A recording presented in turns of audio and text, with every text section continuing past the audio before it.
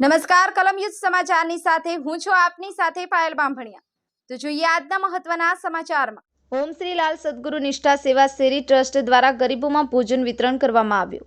રાજકોટ શહેરમાં 5 દિવસથી સતત મુસળાધાર વરસાદ વરસી રહ્યો છે, ત્યારે રોજનું કમાઈ રોજનું ખાવાવાળા ગરીબ અને મજૂર વર્ગ વરસાદથી ખૂબ હેરાન પરેશાન જોવા મળ્યો।